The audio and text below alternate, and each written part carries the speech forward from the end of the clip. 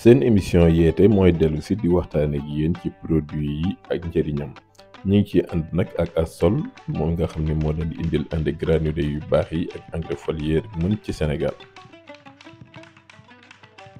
tey nag dañ leen di indil benn engrais foliaire boo xam ne ndox la te mu tudd Mixamine Assol indi ko fii ci Sénégal. Mixamine nag engrais foliaire la boo xam dañ koy pomper ci xob bi li koy doxal te mu ànd ak moom mi ngi tudd acide aminé ay loolu ci reen yi. xeetu tos la boo xam ne dañ ko defee ci ndox mi te nga mën ko jëriñoo ngir dooleel suuf si ak gàncax gi. njëriñam dëgg-dëgg nag mooy jàppale gàncax gi ba nga xam ni day yokk reen yi muy am fireeku ba loo ko indil ci engrais bu nu sànni ci suuf si wala luy ndox dina ko mën a gën a jëriñoo. ñi ko miin loolu xamee nañ ko ci produit boo xam ni ñiy def pépinière moom lañuy jël ngir gaawal cycle pépinière bi fa mu waroon amee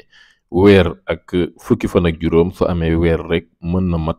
ngir mën a dem ca tool ba. wante nag njëriñam ëpp na loolu ndax mën nañ ko jëriñoo fépp foo toll ci cycle meññub garab gi ba ci garab gi fa nga xam ni mi ngi jur.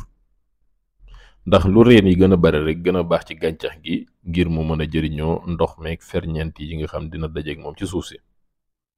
bu ko defee nag dose bi nii la demee ñi nga xam ne dañuy jël di def injection ci goutte à goutte yi mën nañ ci jël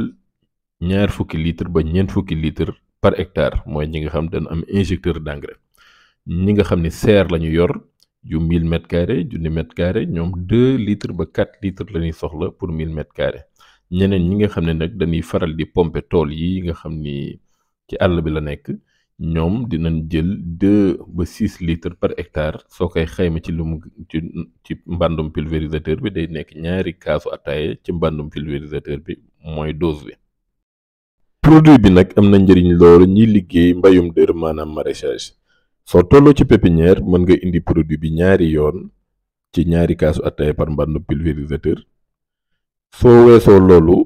bi nga jëmbatee rek ba nga samp sa gàncax gi ak pépinière yooyu mën nga indiwaat produit bi ngir génne stress bi ne ci garab gi.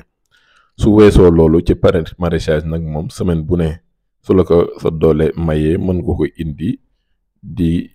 am na sax ñu ma gis ñuy dem ba 2 yoon ci semaine bi ngir gën a dooleel gàncax gi ba nga xam ni stressu tàngaay bi ak yooyu ak changement climat bi du leen sonal. ñeneen ñi nga xam ne nag ay garab lañu yor ñu mel ni mango wala citron wak yu demee noonu ñooñu mën nañ ko indi 2 ba 4 yoon diggante bi nga xam ni xob yi ñu ngi màgg ak période bi nga xam ni gàncax gi mi ngi jur doom yaa ngi màgg foofu moom mën nga indiwaat Mixamine. fi may daanelee nag mooy Mixamine mën na ànd ak Aminolif 710 mi ngeen miin bu bii di defar reen bi beneen bi moom mi ngi defar xob bi ci kaw kooku nag junj la. baykat dëgg-dëgg xam nañ mélange boobu lu mu war a joxe jërë ngeen jëf.